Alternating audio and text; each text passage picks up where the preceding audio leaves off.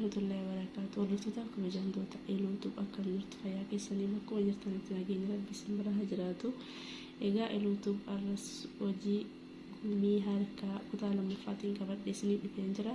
Yeroo darbe viidiyoo kana kutaa tokkoffaadhaan isinitti agarsiiseen jira. Hadha immoo kutaa lammaffaa yookiin kan xumuraa isinitti agarsiisuuf qabadheen dhufee jira. Turtii gaarii. Egaa kutaa tokkoffaa irratti akkamitti akka jalqabannu isinitti agarsiiseen jira. Kutaa lammaffaa immoo akkamitti akka xumurannu isinitti agarsiisuuf qabadheen dhufee jira ana waliin. Egaa kutaa lammaffaa irratti kan angasitti dhaadheetan jira. Asiinan waanan bifa kanaan jalqabeef bifuma kanaan xumuruu waanan fedhu amma asirratti bifa kanaatiin isinitti agarsiisaa jechaadha. Egaa akkuma kanaan dura isinitti himetti kirrii gaafa dhahu guduun kusiniin jedheera. Asiin akkas godhee kanaan walitti qabeen keessa baafadha malee yeroo baay'ee guduunfeen fayyadamu jechaadha.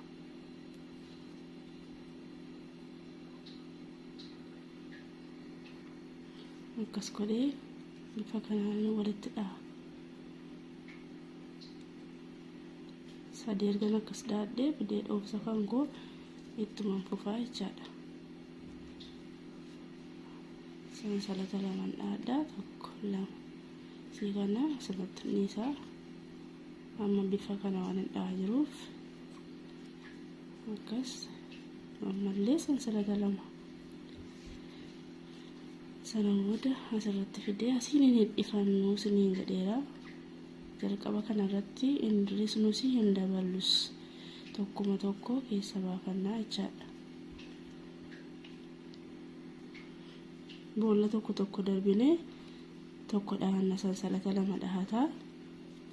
Haala kanaan tokko dhahee sansalata lama dhahaa. Sana booda ammas boolla tokko irra darbee kan lammataa keessa tokko dhahadhaa jechaadha. Sansalata lama boolla tokko keessa darbee kan lammataa keessa dhahadha. Bifa kanaan tokko kana keessa darbee kan lammataa sansalata lama dhahadhee tokko kana keessa darbee kan lammataa kana keessa ammallee tokko lama ammallee kana keessa darbee kan lammataa keessa abaaboo tokko bifa kanaan dhahee waan hin xumuruuf jechaadha. Ammallee boolla tokko keessa darbee kan lammataa keessa tokko lama kana keessa darbee kan lammataa kana keessa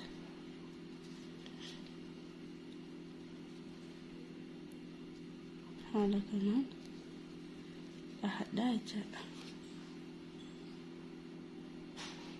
Sansalata lama tokko lama dhahee ammasiin kun jalqabaa kaastee hanga dhumaasitti walumarra dhahamnaa deemti. Haala kanaan tokko lama fidee ammallee kan jalqabaa kana keessa haala kanaan dhaadhaa. Ammallee tokko lama sansalata lama boolla tokko keessa darbee kan lammataa keessa dhaadhaa. Asirratti mul'ata dhahee yaada tokko lama ammallee sansalata lama dhahee boolla tokko keessa darbee kan lammataa keessa dhaadhaa jechaadha. Tokko lama haala kanaan walitti faffageessaa daarii asiitiin gahee sirriitti deebi'a.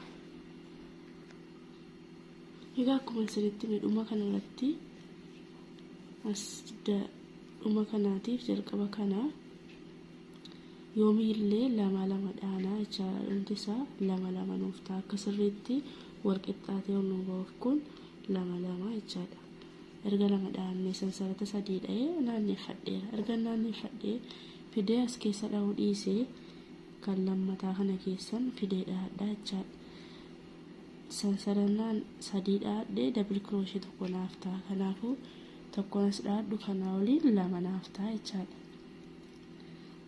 Lama sansalata lama argannee ammallee siin kun akkuma nama ol baati isiniin jedheera. Haala kanaan tokko lama ammallee isii kana asuma irratti dhaha. Boolla kana keessa sansalata tuun dhahin bakka duwwaa kana keessa double crochet lama dhahadha jechaadha.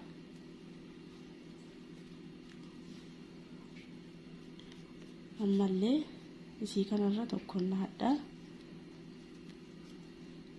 Boolla kana keessa double crochet lama dhahadha.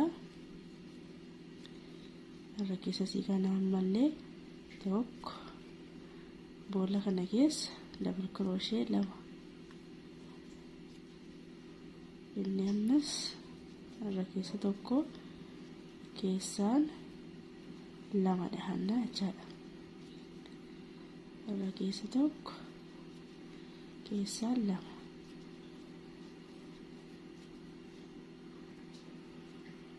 Haaluma kanaan irra keessaan tokko jalaan lama dhahataa zuurii guunnaa jechaadha. Irra keessa kana tokko jala kanaan lama. Haala kanaan zuurii guutee isinitti deebi'aa jechaadha. Egaa fidee erga zuurii guutee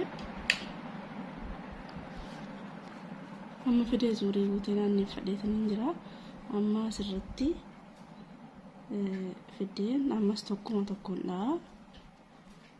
Jijjiirama hin qabu. Jijjiiramni isaa walakkaa irratti bakka lamatti ni radha jechaadha. San bakka tokkotti tokko tokko irra baase kana bakka lamatti ni raa jechaadha.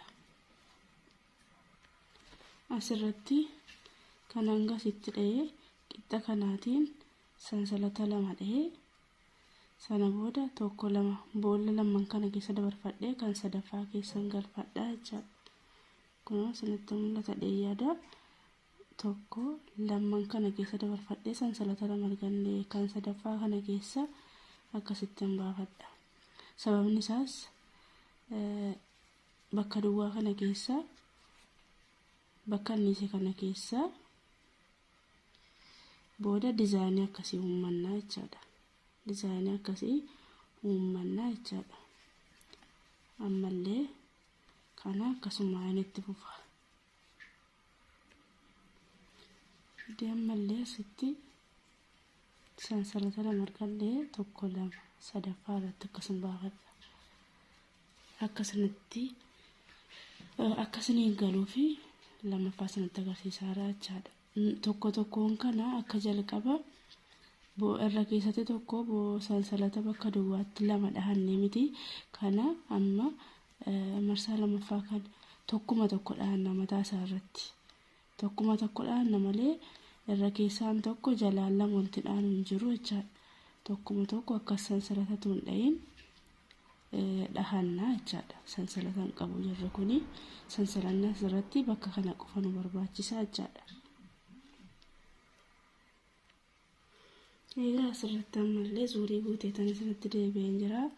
Yoo hunda isaa isinitti agarsiisaa dhahee viidiyoo dheerata waan ta'eef amma erga gahee sansalata lama dhahadha. Bakka kana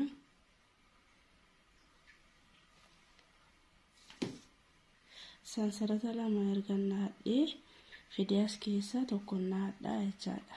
Double crochet tokko dhahee sansalata lama dhahadha. Amma kanan deemu asirratti dizaayinii abaaboo kana bifa kana dhawwaan hin deemuuf tokko dhahadheera jechaadha. Sansalata lama argannee asamma lama hirrisee kee walakkaa kana tokko dhee asiinis lama hirrisee kunuun boolla kan darbee sattaanu keessan galfadha jechaadha. Sanitti mul'ata dheeyyaadha. Tokko erga walakkaa kana dhahadhee sansalata lama dheekee boolla kana keessa darbeetan kan lammataa keessa naadha. Sababni isaas walakkaa kanatti waan dabalaa deemuuf yookiin waan dizaayinii uumaruuf kanarraa dirqama hirrisuun nu barbaachisaa jechaadha. Isa kanarraa kun haala kanaan asiin boolla tokko dhiisee walakkaa kana dhee asiin illee boolla tokko dhiisee bakka kana dhee haaluma kanaan ammas tokko tokko dhahadhee gammaan baasaa jechaadha basiin. Egaa haaluma kanaan kun ammallee asiin gaadheera sansalata lama argannee kunoo tokko nan dhiisa siniin jedheen jira. Asii bakka kana boolla tokko dhiisee boolla tokko akkasitti dhiisee kan lammataa kana keessan tokko dhaadhaa jechaadha foon. Sana booda ammallee sansalata lama. Ammas isii kanarra darbee kan lammataa kana keessan dhaadhaa jechaadha. Sana booda tokkuma tokko itti fufna. Haala kanaan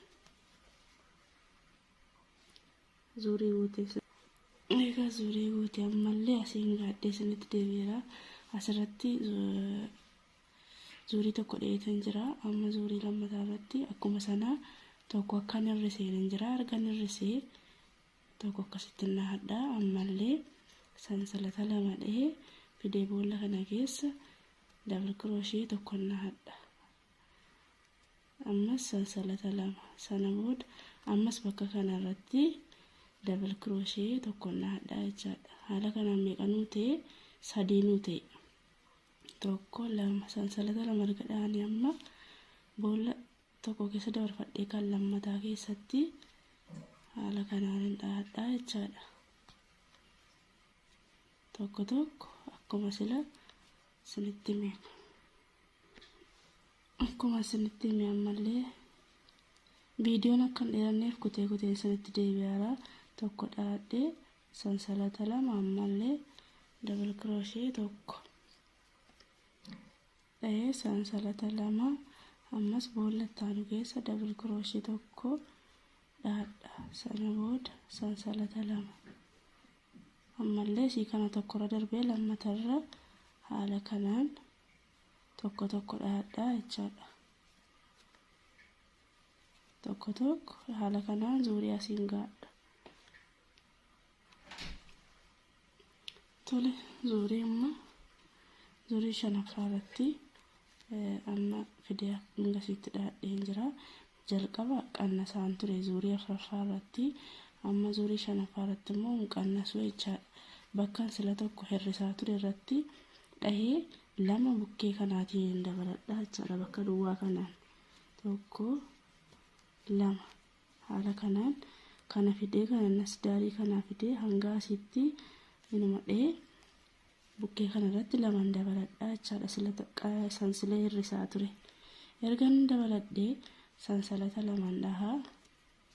Jalqaba tokko lama sadii dhaheen darbee ture. Amma garuu lamattiin godhadhaa jechaadha. Nan hirrisaara waan ta'eef boolla kana keessa akkasina dhasii kanarra darbee haala kanaan sansalata lama fidee ammallee isii kana keessa akkas baafadha. Amma meeqa naatee lama naatee jechaadha. Akka kanatti naa deebi'ee jira. Sansalata lama dhahee jalqabaa asitti lama hirrisaan ture. Boolla tokkorra darbee kan lammataa keessan dhahaa ture. Amma garuu boolla bakka duwwaa kana keessa laman dhahadha. Double crochet lama tokko sansalata malee lama double crochet lama argannaadha. Ammallee sansalata tuundheen asirratti tokko naadha. Fidee amma daarii ga'utti tokko tokko narratti dhaadhaa jechaadha. Fidee akkana nasiin gaadhee sababni asiin lama lama dabalaa jiruu fi bakka kanaan sababni lama lama dabalaa jiruuf asiin jalqabaas tokko ture. Marsaa lammaffaatti lama ta'ee marsaa sadaffaatti sadii ta'e. Amma sadiitti dabaleera jechaadha. Arfaasaa irratti lamatti deebisadha. Yeroo lamatti deebifadhu kunoo asiin jalqaba tokko boolla tokkorra darbaa deemu dhiisee nan dhahaa jechaadha. Sitti dhahee bakka duwwaa kana irratti illee double crochet laman dhahadha. Double crochet lamaa sinan dhahadhu isii kanarra darbee walakkaa kanarra tokkon dhahaa. Sansalata lama dheekee walakkaa kanarra tokkon dhahaa. Sana booda lama naaf ta'a jechaadha. Siniif egaa haala kanaan zuurii kuteen jira yookiin xumureen jira. Amma daarii isaa akkamitti akka baafannu akkuma kanaan dura isinitti agarsiisaa tureen isinitti agarsiisaa jechaadha. Kirrii adiidhaan xumura yookiin dizaayinii isaa kirrii adiidhaan baafadha. haala kanaan viidiyoo koo kamirratti iyyuu haala kanaan isinitti agarsiisaan ture. Arras bifuma kanaan isinitti agarsiisaa jechaadha. Tokko tokko qofa harkisuudhaan wal qixxeeffannee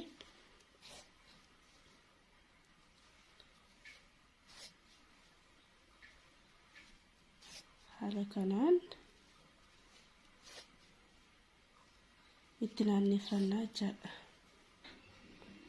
Viidiyoon kun yoo isinitti tole like, share, subscribe gochuun na jabeessaa. Dogongora koollee koomantiidhaan natti himaa nan qajeelfadhaa. Gaaffii qabdanullee koomantiidhaan na gaafadhaa. Isiniif hin deebisa isiniin jedheetan jira. Egaa binnee fayyadamuuf haala kanaan walirraa barree yoo mana keenyatti hojjetanne nuuf salphata isiniin jedha.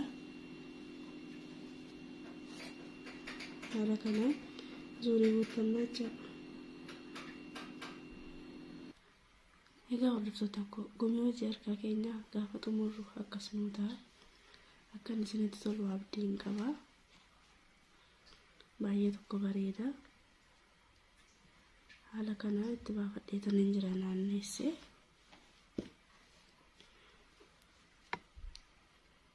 Egaa viidiyoon kun yoo isinitti tole like, share, subscribe gochuun na jabeessaa. Maatiin haa ta'a. Dogongora koo koomantiidhaan natti himaa. Gaaffii qabdan koomantiidhaan na gaafadhaa.